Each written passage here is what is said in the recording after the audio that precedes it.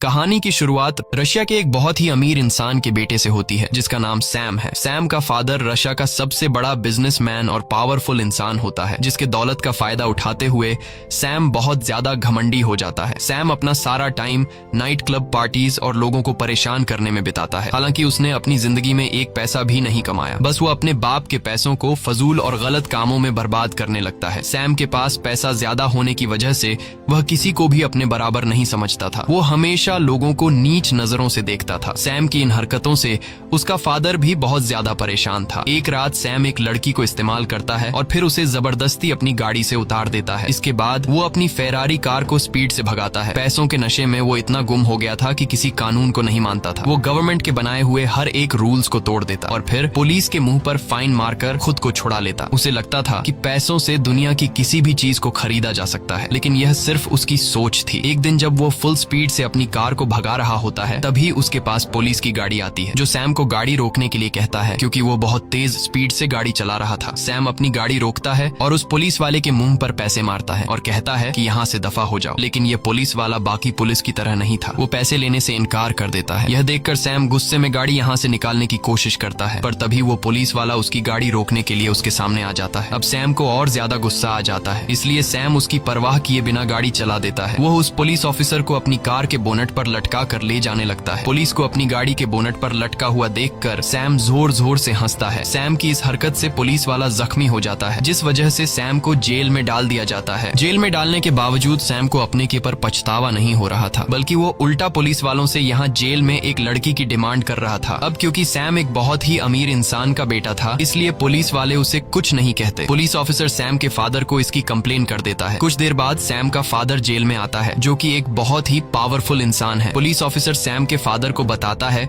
कि तुम्हारा बेटा इतना ज्यादा बिगड़ गया है कि वो एक पुलिस वाले को सड़क पर आधी रात को घसीटता रहा और अब वो पुलिस वाला हॉस्पिटल में एडमिट हो गया है। ये सुनकर सैम का फादर उस ऑफिसर से कहता है कि मैं अपने बेटे की गलती के लिए आपसे माफी मांगता हूँ और मैं वादा करता हूँ कि आज के बाद वो ऐसी गलती नहीं करेगा। पुलिस ऑफिसर सैम के पिता की रिस्पेक्ट में सैम को छोड़ देता है। इसके बाद सैम के पिता सैम को घसीट कर बाहर लेकर आते हैं और उसे डांटने लगते हैं, लेकिन सैम पर अपने फादर की बातों का कोई असर नहीं होता। वो अपने फादर के सामने सिगरेट पीने लगता है। दरअसल सैम की मदर की डेथ हो चुकी है और सैम अपने पिता का इकलौता बेटा था, इसलिए सैम के पिता को सैम की हर एक जिद को पूरा करना पड़ता है। और सैम भी यह जानता था कि उसका फादर उसे डांटने के अलावा और कुछ कर नहीं सकता। लेकिन अब सैम का फादर सैम से बहुत ही ज्यादा परेशान हो चुका था। सैम के फादर को एहसास होता है कि अगर इसे रोका नहीं गया तो यह एक अपराधी बन जाएगा, इसलिए इसका कुछ करना होगा। सैम को सुधारने के लिए सैम का फादर अपनी एक दोस्त के पास जाते हैं और उसे सैम की सारी सिचुएशन समझा देता है। वो अपनी दोस्त से कहता है कि मैं किसी भी कीमत पर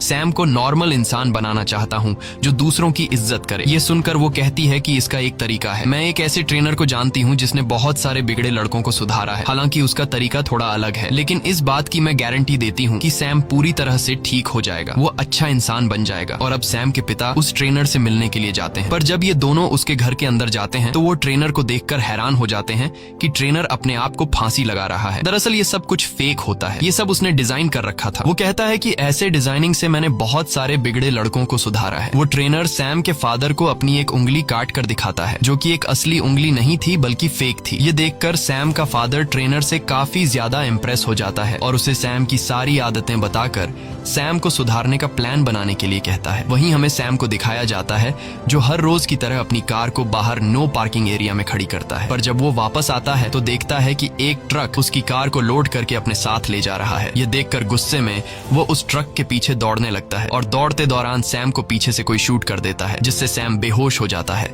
और कुछ समय बाद जब सैम होश में आता है तो वो अपने आप को एक घोड़ों के अस्तबल में पाता है। यह देखकर उसे झटका लगता है कि अचानक वो यहाँ कैसे पहुंचा, लेकिन इससे पहले कि वो ज्यादा कुछ सोच पाता तभी उसके पास आर्थर नाम का एक लड़का आता है। आर्थर सैम से कहता है कि जल्दी चलो, मालिक आने वाला है, तुम्हें सभी घोड़ों को तैयार करना होगा, नहीं तो तुम्हें सजा दी जाएगी। सैम को उसकी कोई बात समझ नहीं आती और वह उसे धक्का देकर पीछे हटा देता है। सैम को कुछ भी समझ नहीं आ रहा था कि वो यहाँ कैसे पहुंचा और तभी वहाँ पर एक आदमी आता है जो सैम को घसीट कर बाहर ले जाता है, जहाँ वह सैम पर चिल्लाने लगता है कि मैंने तुम्हें कल रात घोड़ों को तैयार करने को कहा था, तुमने घोड़े तैयार क्यों नहीं किए। ये सुनकर सैम कहता है कि कल रात को छोड़ो, मैं तुम्हें अपनी जिंदगी में पहली बार देख रहा हूँ। कुछ देर बाद यहाँ का मालिक, जमींदार और उसका बेटा जैक आते हैं। जो आदमी जैक को घसीटकर बाहर लेकर आया था वह यहाँ के जमींदार से कहता है कि सैम ने घोड़े तैयार करने से इनकार कर दिया है। ये सुनकर जमींदार बहुत ज्यादा गुस्सा हो जाता है और कहता है कि सैम को कोड़े लगाए जाए। जमींदार के ऑर्डर को मानते हुए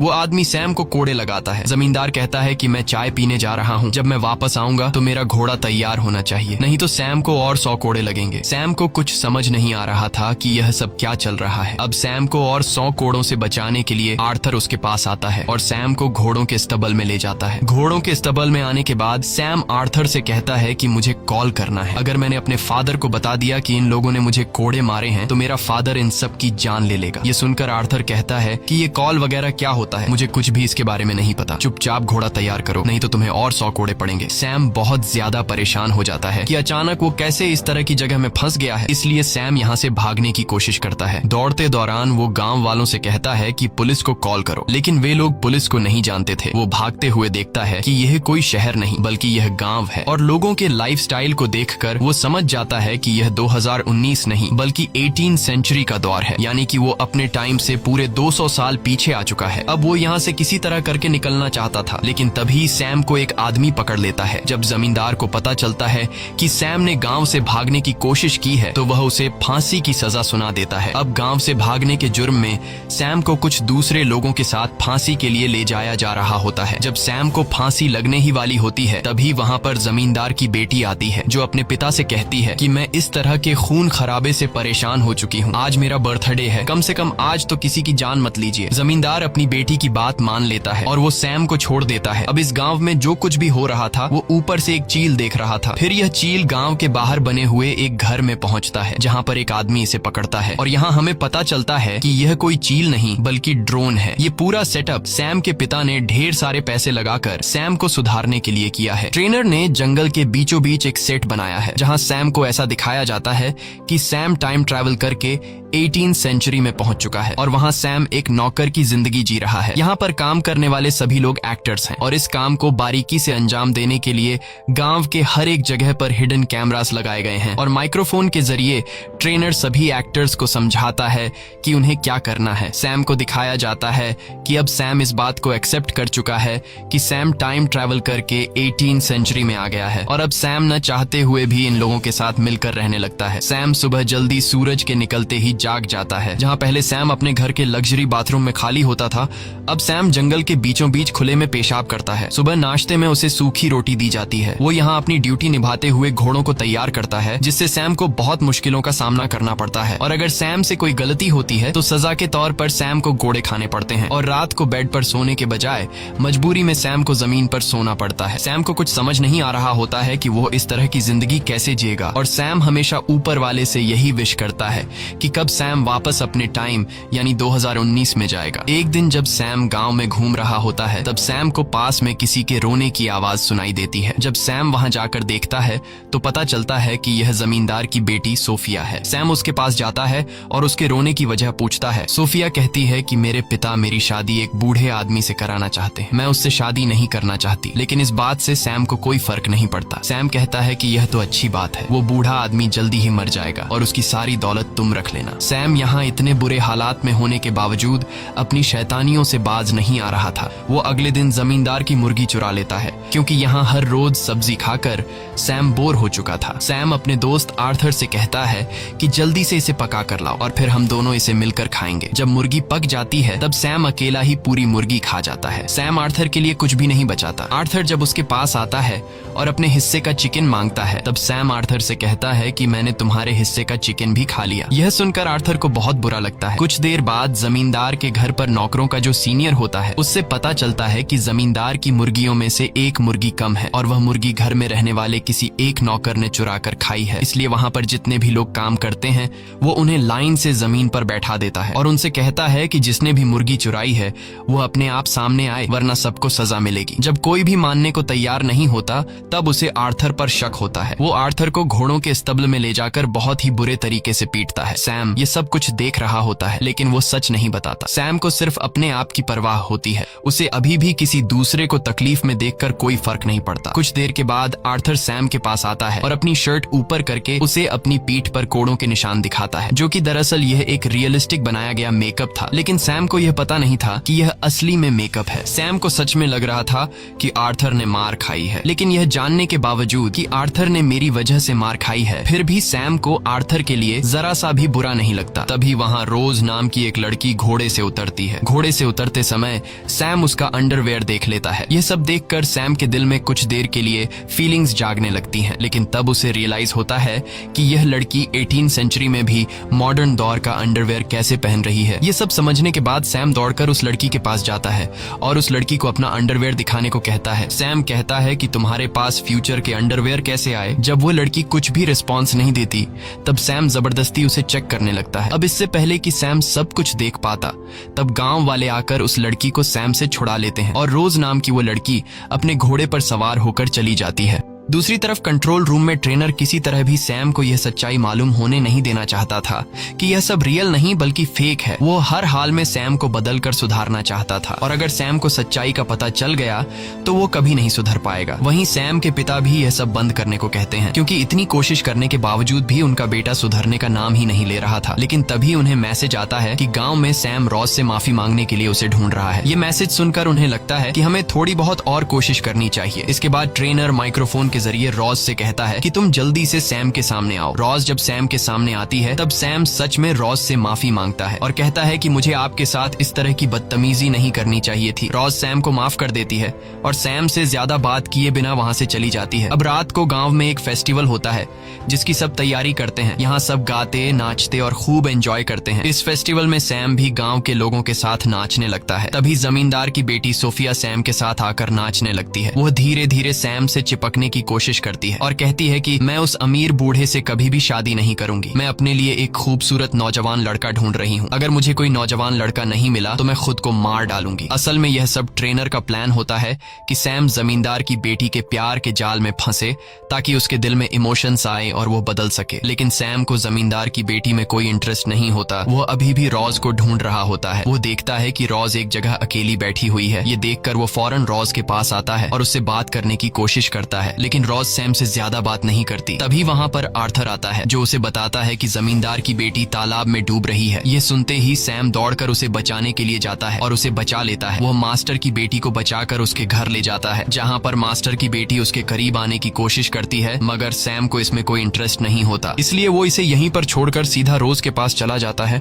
और उससे कहता है कि चलो मेरे साथ इस फेस्टिवल में, क्योंकि सैम ने सुन रखा था कि इस फेस्टिवल में जो लड़का लड़की साथ रहेंगे वे हमेशा के लिए एक दूसरे के पार्टनर बन जाएंगे। लेकिन रॉज सैम को इग्नोर करके दरवाजा बंद कर देती है, जिससे सैम बहुत उदास हो जाता है। असल में रॉज सैम को इसलिए इग्नोर कर देती है क्योंकि ट्रेनर ने रॉज को सैम से दूर रहने को कहा था। दूसरी तरफ ट्रेनर और सैम के पिता मॉनिटर रूम से यह सब देख रहे होते हैं। ट्रेनर को यह पता चल जाता है कि सैम मास्टर की बेटी में नहीं बल्कि रॉज में इंटरेस्टेड है। इसलिए अगले दिन ट्रेनर रॉज को अपने पास बुलाता है और कहता है कि अब तुम्हें अपने एक्ट को बदलना होगा। वो बताता है कि सैम का इंटरेस्ट अब सोफिया से हट गया है और वो तुम्हारे में इंटरेस्टेड है, इसलिए तुम्हें सैम के करीब जाना होगा। रॉज इस एक्ट के लिए मान जाती है, लेकिन यहाँ पर रॉज के बॉयफ्रेंड को रॉज का ये एक्ट पसंद नहीं आता और वो खुद भी इस एक्ट में जमींदार के बेटे का रोल प्ले कर रहा होता है। रॉज अपने बॉयफ्रेंड को समझाती है कि ये सिर्फ एक्टिंग है और मैं ये सिर्फ सैम को एक अच्छा इंसान बनाने के लिए कर रही हूँ। ये सुनकर उसका बॉयफ्रेंड उसकी बात मान जाता है। अगले दिन हमें गाँव दिखाया जाता है, जहाँ पर जमींदार अपने बेटे जैक के लिए बहुत परेशान होता है, क्योंकि जैक ने शहर जाकर कुछ सिपाहियों को मारा है और अब कुछ दूसरे सिपाही उसे सजा देने के लिए गाँव में आने वाले हैं। इसीलिए जमींदार अपने पास सैम को बुलाता है और उसे कहता है कि तुम मेरे बेटे की सजा अपने ऊपर ले लो, इसके बदले हम तुम्हें आजाद कर देंगे। आजादी का नाम सुनते ही सैम इसके लिए तैयार हो जाता है। वो सोचता है कि हर रोज यहाँ कुत्ते की तरह जीने से अच्छा है कि थोड़ी देर की सजा सह लो और फिर उसके बाद मैं उम्र भर आजाद रहूंगा। कुछ देर बाद सिपाही आते हैं और वे जमींदार के बेटे को ढूंढने लगते हैं। यहाँ सैम कहता है कि मैं ही जमींदार का बेटा हूँ और मैंने शहर जाकर कुछ सिपाहियों को मारा था। ये सुनकर वो लोग सैम को पकड़ लेते हैं और सैम को सजा के तौर पर कोड़े लगाते हैं। कोड़े कोड़े खाने के बाद सैम नए कपड़े पहनकर आजादी के लिए सीधा जमींदार के बेटे जैक के पास जाता है और उसे कहता है कि मैंने अपना काम पूरा कर लिया, अब तुम्हें मुझे आजाद करना होगा। यह सुनकर जमींदार का बेटा जैक सैम पर जोर जोर से हंसने लगता है। वो सैम को नीचे गिराकर कहता है कि तुम कितने बड़े बेवकूफ हो, इतनी आसानी से तुम आजाद नहीं हो सकते। वो सैम के मुंह पर थूक कर कहता है कि जाओ यहाँ से निकल जाओ और मेरे घोड़े तैयार करो। सैम जमींदार के बेटे के इस बर्ताव पर उसे कुछ नहीं कहता और चुपचाप वहाँ से निकल जाता है। दूसरी तरफ कंट्रोल रूम में बैठा सैम का फादर और ट्रेनर ये सब कुछ देखकर बहुत ही मायूस हो जाते हैं, क्योंकि ये लोग चाहते थे कि सैम को अपने हक के लिए लड़ना चाहिए था। सैम अब इस जिंदगी को एक्सेप्ट कर लेता है। वो हर रोज उदासी में घोड़ों के अस्तबल में घोड़ों को तैयार करता है और वो अपना ज्यादातर टाइम रोज के साथ बिताता है। सैम को रोज से प्यार होने लगा था, लेकिन रोज सिर्फ एक्टिंग कर रही थी। इस तरह से कुछ दिन और गुजर जाते हैं और एक दिन जब यह दोनों घूम रहे होते हैं तभी सैम की नजर आसमान में चील पर पड़ती है। वो रोज से कहता है कि मैं काफी दिनों से नोटिस कर रहा हूँ, ये चील हमेशा मेरे ऊपर मंडराती रहती है। दरअसल ये एक ड्रोन होता है जो हर वक्त इनको ट्रैक करता रहता है और यह बात रोज को भी पता होती है। रोज उसे झूठ कहती है कि मैं इस चील को बचपन से देख रही हूँ, यह हमारे गांव की रक्षा करने के लिए हमेशा हमारे गांव के ऊपर मंडराती रहती है। वहीं हमें जमींदार की बेटी और उसके बेटे जैक को दिखाया जाता है। ये दोनों ट्रेनर से नाराज होते हैं। सोफिया को इस बात का गुस्सा होता है कि उससे मेन रोल छीनकर रोज को दे दिया गया है और जैक भी अपनी गर्लफ्रेंड को सैम के साथ देखकर परेशान था। और अब यह दोनों जब एक दूसरे के साथ अपना दुख शेयर कर रहे होते हैं तो बातों ही बातों में यह दोनों एक दूसरे के करीब आ जाते हैं और ये दोनों एक घोड़े के अस्तबल में जाकर रोमांस करने लगते हैं। वहीं पास से गुजरते हुए सैम और रोज को स्टबल से किसी की आवाज सुनाई देती है और जब ये दोनों अंदर जाते हैं तो रोज जेक और सोफिया को देखकर हैरान रह जाती है। दरअसल जेक रोज का असल जिंदगी में बॉयफ्रेंड है, इसलिए वो अपने बॉयफ्रेंड को एक दूसरी लड़की के साथ इंटीमेट होते हुए देखकर बहुत ज्यादा उदास हो जाती है और वह जैक से नाराज होकर वहां से चली जाती है। सैम भी रोज के पीछे जाता है। ये बात जब ट्रेनर को पता चलती है तो वह सोफिया और जैक पर काफी गुस्सा हो जाता है, क्योंकि इस पूरे सेटअप में सोफिया और जैक दोनों जमींदार की औलाद हैं और सैम की नजरों में ये दोनों भाई बहन हैं। इसलिए इन दोनों के इस हरकत से सैम को शक भी हो सकता था और ट्रेनर का इतनी मेहनत से बनाया हुआ ये पूरा प्लान बिगड़ सकता था। इसलिए ट्रेनर पहले तो इन दोनों को काफी डांटता है और फिर इन दोनों को काम से निकाल देता है। दूसरी तरफ रोज अपने बॉयफ्रेंड को किसी दूसरी लड़की के साथ देखकर बहुत ज्यादा उदास होती है। अब सैम रोज का मूड ठीक करने के लिए उसके लिए कैंडल लाइट डिनर का अरेंजमेंट करता है। ये सब देखकर रोज को बहुत अच्छा लगता है। ये दोनों एक दूसरे से बहुत बातें करते हैं। सैम रोज से कहता है कि जमींदार के बेटे जैक ने मुझे धोखा दिया। उसने कहा था कि अगर मैं उसके जुर्म को अपने ऊपर ले लूं तो वो मुझे आजाद कर देगा। जब मैंने उसके बदले में कोड़े खाए और फिर जब मेरी आजादी की बारी आई तो वो अपनी बात से मुकर गया। उसने मुझे मारा, मेरे ऊपर थूका, लेकिन मैंने उसकी किसी बात का कोई जवाब नहीं दिया, क्योंकि उस वक्त मैं उसके अंदर अपने आप को देख रहा था। मेरी दुनिया में मैं भी ऐसे ही था। मैं हमेशा लोगों को नीच नजरों से देखा करता था। मैंने कभी किसी की इमोशंस की कोई परवाह नहीं की। पर आज मुझे इस बात का एहसास है। सैम की यह सारी बातें सुनकर अब रोज भी उसे पसंद करने लगी थी और पहली बार रोज यहाँ पर सैम को किस करती है। दूसरी तरफ ये सब देखकर सैम का फादर और ट्रेनर बहुत ज्यादा खुश हो जाते हैं और उन्हें लगता है कि अब सैम धीरे धीरे बदल रहा है। दूसरी तरफ असली दुनिया में वो लड़की जो इस एक्ट में जमींदार की बेटी का रोल प्ले कर रही थी, वह एक इंटरव्यू के दौरान सबको बता देती है कि रशिया का जो सबसे अमीर आदमी है यानी कि सैम का फादर, उसने अपने बेटे को एक गांव में कैद करके बंदी बनाकर रखा है। वह उसके जज्बातों के साथ खेल रहा है। यह खबर पूरी मीडिया में आग की तरह फैल गई और सोफिया नामी इस लड़की ने यह अफवाह इसलिए फैलाई क्योंकि ट्रेनर ने उसे काम से निकाल दिया था। सैम के अगवा होने की खबर को सुनते हुए पुलिस इसकी जांच पड़ताल करने लग जाती है। सैम के फादर को जब ये बात पता चलती है कि पुलिस अब यहाँ आने वाली है तो वो ट्रेनर से कहता है कि हमें अब ये सब कुछ बंद करना होगा। ट्रेनर कहता है कि पुलिस को यहाँ तक पहुँचने में टाइम लगेगा, इसलिए हम एक आखिरी एक्ट चलाएंगे जिसमें सैम या तो सुधर जाएगा या फिर हमेशा के लिए वैसा ही घमंडी रहेगा। ट्रेनर कहता है कि अब इस गाँव पर मंगोल्स का अटैक होगा। वहीं गाँव में हमें रोज और सैम दिखाया जाता है, जहाँ पर रोज सैम से कहती है कि अगर हम दोनों अलग हो जाएं तो कभी मेरे प्यार पर शक मत करना, मेरा प्यार तुम्हारे लिए सच्चा है। दरअसल रोज को पता है कि आज इस एक्ट का आखिरी दिन है, इसके बाद ये दोनों अलग हो जाएंगे, इसलिए वो उसे बताना चाहती थी कि वो सच में उसे प्यार करती है। तभी वहाँ पर आर्थर आता है जो इन दोनों को बताता है कि हमारे गांव के ऊपर मंगोल्स ने हमला किया है, हमें जल्दी गांव में जाना होगा वरना वे लोग पूरे गांव को आग लगा देंगे। ये सुनकर रोज और आर्थर गांव के लिए निकल पड़ते हैं, लेकिन सैम डर जाता है। वो गांव नहीं जाना चाहता, लेकिन जब वो देखता है कि रोज भी गांव चली गई है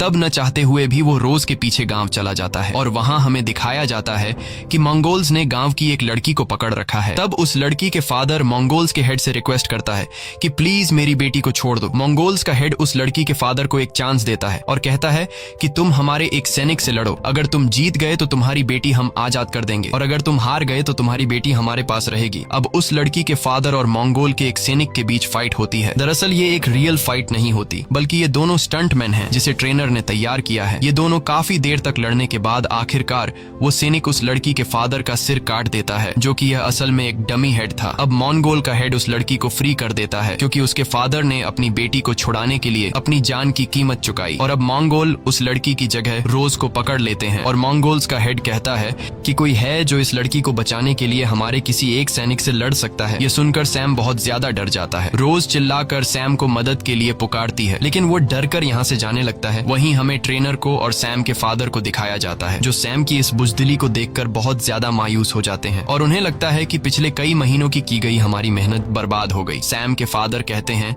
कि सब कुछ खत्म हो गया, मैं अपने बेटे को एक अच्छा और बहादुर इंसान नहीं बना पाया। वहीं हमें सैम को दिखाया जाता है जो एक बार फिर से आसमान में उड़ती हुई चील को देखता है, जिसके बारे में रोज ने उसे बताया था कि यह हमारे गांव की रक्षक है और अब सैम को लगता है कि यह चील भी चाहती है कि वो जाकर रोज को बचाए। इसके बाद वो हिम्मत दिखाते हुए अपने घोड़े पर बैठ जाता है और हाथ में डंडा लेकर उस तरफ जाता है जहां पर मंगोल्स ने रोज को पकड़ा हुआ था। सैम उस डंडे से मंगोल्स पर वार करता है और रोज को अपने घोड़े पर बैठाकर वहां से निकल जाता है। सैम और रोज के निकलते ही उस जगह पर पुलिस भी आ जाती है, जिन्हें यहाँ पर सैम नहीं मिलता। इन्हें बताया जाता है कि यहाँ पर शूटिंग चल रही है। अब पुलिस किसी को अरेस्ट भी नहीं कर सकती थी क्योंकि शूटिंग करना तो कोई क्राइम है ही नहीं, इसलिए पुलिस वहां से चली जाती है। अब सैम और रोज घोड़े पर सवार होकर गांव की लिमिट से बाहर निकल जाते हैं और चलते चलते यह दोनों एक पेट्रोल पंप तक पहुंच जाते हैं। एक मॉडर्न डे पेट्रोल पंप को देखकर सैम एकदम शॉक हो जाता है। अब इससे पहले कि वह और ज्यादा कुछ समझ पाता तभी पीछे से सैम को कोई शूट कर लेता है, जिससे सैम बेहोश हो जाता है। इसके बाद जब उसे होश आता है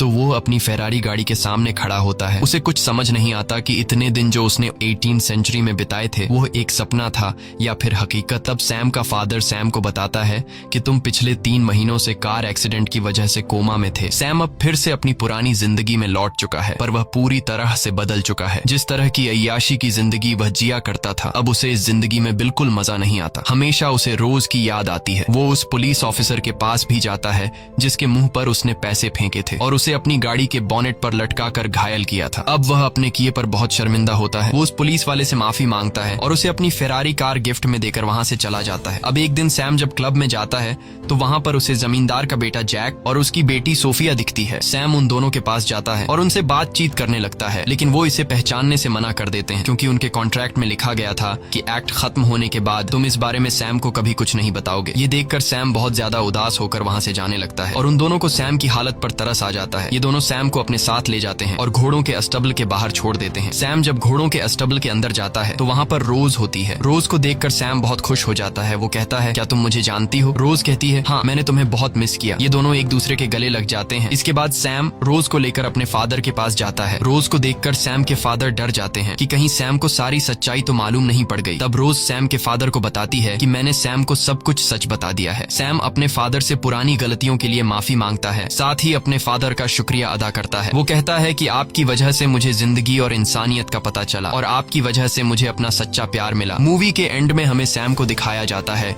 जो उसी गांव में मौजूद है कि जिस तरह ट्रेनर ने उसे सुधारा, अब वो ट्रेनर की जगह को संभालते हुए बिगड़े हुए बच्चों को इस गांव में लाकर सुधारने का काम करता है। इसी के साथ कहानी खत्म हो जाती है। अगर आपको ये वीडियो अच्छी लगी हो तो हमारे चैनल को सब्सक्राइब और वीडियो को लाइक जरूर कीजिएगा।